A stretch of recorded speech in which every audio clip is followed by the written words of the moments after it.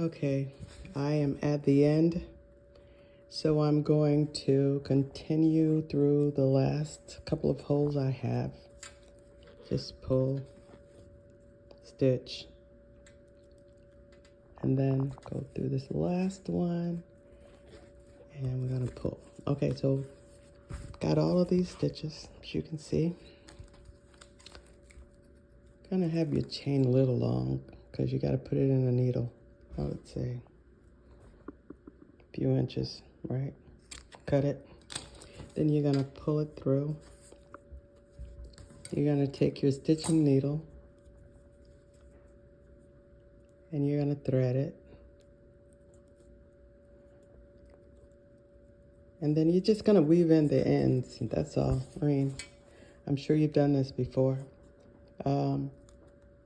I just weave them in to hide them.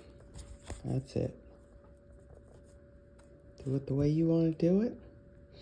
You may do it differently than I do, and it's quite okay. But anyway, you're going to do this on both sides. And then once you finish both sides, you're going to turn it over and you're going to have a bag, right? But of course, you're going to burn out the end after you put that in as well. So just don't forget that. So there's your bag. It's going to look like that first. Then you're going to do your lining, and I'm going to put the link below. Once you do that lining, we're going to come back next week, and we're going to put this bag together. Don't forget, you got to get your zipper in and everything, because your zipper is going to be in there somewhere like that.